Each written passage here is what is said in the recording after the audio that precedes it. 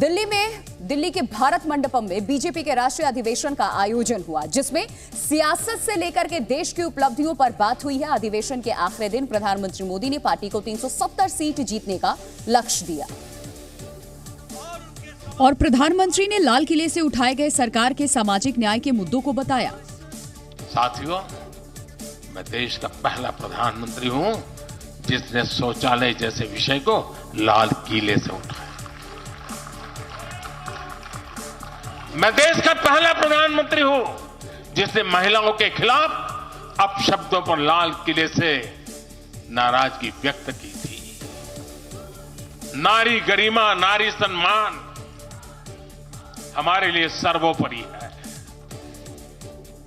साथ ही प्रधानमंत्री ने कांग्रेस पर जोरदार हमला किया और देश को अस्थिर करने की साजिश करने का आरोप लगाया। आज भी ये लोग अस्थिरता पैदा करने के लिए नई नई साजिशें कर रहे हैं। इन लोगों ने मिलकर जो गठबंधन बनाया है उसकी भी यही पहचान है। कांग्रेस के पास विकास का एजेंडा नहीं है, फ्यूचर का रोड मैप नहीं। ये देश को कभी भाषा के आधार पर तो कभी क्षेत्र के आधार पर बांटने में जुटे हुए। प्रधानमंत्री ने कहा कि कांग्रेस ने देश की रक्षा करने वाले वीर जवानों पर सवाल उठाए। इतना ही नहीं, कांग्रेस ने विकास की दिशा में किए गए हर काम का विरोध किया। प्रधानमंत्री नरेंद्र मोदी ने राष्ट्रीय अधिवेशन को संबोधित करते हुए कांग्रेस पर तीखा हमला किया और कांग्रेस में चल रही कलह की वजह बताई। और प्रधानमंत्री ने बताया कि कांग्रेस के अंदर बड़ी तगड़ी लड़ाई चल रही है। कांग्रेस में लड़ाई चल रही है और बड़ी तगड़ी लड़ाई चल रही है, लेकिन मजा यह है कि सिद्धांतों की नहीं चल रही है, योजनाओं को समझ में नहीं चल रही है। प्रधानमंत्री ने कहा कि कांग्रेस दो धड़ों में बट गई है। एक धड़ा मोदी को बदनाम करने में लगा है। कांग्रेस में एक वर्ग है जो कहता है कि मोदी से तीखी नफरत करो, मोदी पर व्यक्तिगत आरोप लगाओ, मोदी की छवि खराब करने के लिए हर हथकंडे अपनाओ। एक वर्ग है।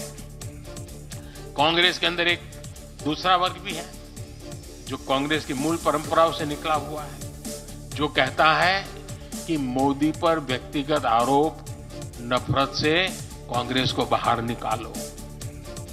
प्रधानमंत्री मोदी कांग्रेस पर बड़ा हमला करते हुए कांग्रेस को परिवारवाद और भ्रष्टाचार की जननी बताया। तो प्रधानमंत्री ने अधिवेशन में पिछले 10 सालों में विदेश नीति का भी जिक्र किया। पीएम ने बताया कि आज पूरी दुनिया में देश का डंका बज रहा है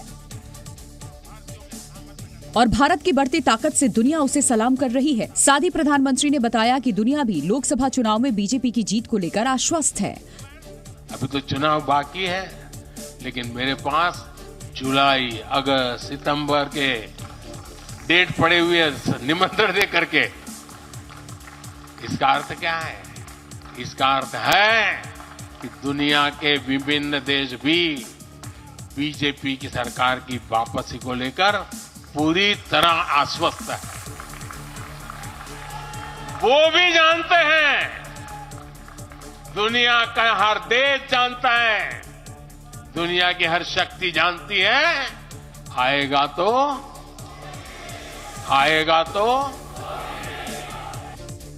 प्रधानमंत्री ने कहा कि भारत ने आज हर क्षेत्र में जो ऊंचाई हासिल की, उसने हर देशवासी को एक बड़े संकल्प के साथ जोड़ दिया। ये संकल्प है विकसित भारत का। इधर राष्ट्रीय अधिवेशन में प्रधानमंत्री ने देश के विकास के लिए बीजेपी की सरकार को जरूरी बताया और तीसरे कार्यकाल के लिए कार्यकर्ताओं से जी जान से जुटने की अपील भी की। प्रधानमंत्री ने बताया कि अगले 5 साल देश के विकसित भारत का लक्ष्य हासिल करने के लिए बेहद अहम है और ये लक्ष्य सिर्फ बीजेपी ही हासिल कर सकती है। आज देश की जनता कह रही है, भ्रष्टाचार पर सख्त कार्रवाई होती रहे, इसलिए महंगाई पर लगाम लगी रहे, इसलिए देश के दुश्मनों में डर बना रहे, इसलिए। साथ ही प्रधानमंत्री ने कार्यकर्ताओं से कहा कि मैं बीजेपी सरकार का तीसरा टर्म सत्ता भोग के लिए नहीं मांग रहा, बल्कि देश के विकास का सपना ही हमारा संकल्प है।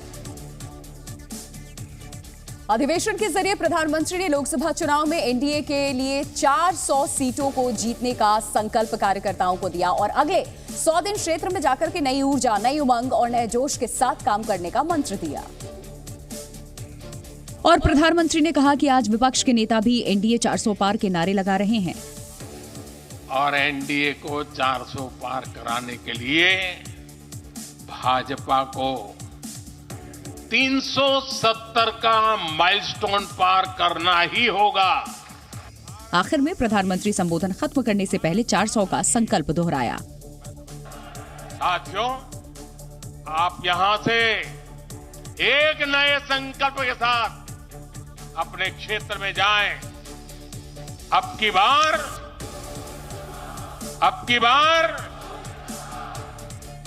400 पार, अब की बार इस मिशन पर हमें जुट जाना है। भारत माता की मैं समझता। इधर कांग्रेस ने प्रधानमंत्री मोदी पर पलटवार किया। कांग्रेस ने आरोप लगाया कि बीजेपी ने पिछले 10 साल में जो वादा किया उसे पूरा ही नहीं किया। हमारे प्रधानमंत्री तो बात बनाने में उनका कोई जवाब नहीं है। झूठ को सच, सच को झूठ, तो वही काम वो कर रहे हैं। जितने भी उन्होंने वादे किए पिछले 10 सालों में, एक वादा भी उन्होंने पूरा नहीं किया। जनता को सिर्फ बेवकूफ़ बनाने का काम किया, उन्होंने मूर्ख बनाने का काम किया। तो बीजेपी के राष्ट्रीय अधिवेशन में अयोध्या में राम मंदिर निर्माण पर प्रस्ताव पारित किया गया है। इसमें कहा गया है कि राम मंदिर का निर्माण अगले 1000 सालों के लिए भारत में राम राज्य का संकेत है। इसके अलावा प्रस्ताव में कहा गया कि अयोध्या में श्री राम की जन्मभूमि पर भव्य और दिव्य मंदिर का निर्माण देश के लिए एक ऐतिहासिक और गौरवशाली उपलब्धि है। प्रस्ताव में कहा गया कि श्री राम, सीता जी और रामायण भारतीय सभ्यता और संस्कृति के हर पहलू में मौजूद है। इसमें कहा गया कि हमारा संविधान राम राज्य के आदर्शों से प्रेरित है। भारत के संविधान की मूल प्रति में भी श्री राम, माता सीता और लक्ष्मण जी की तस्वीर है, जो इस बात का प्रमाण है कि श्री राम मौलिक अधिकारों के लिए प्रेरणा के स्रोत हैं।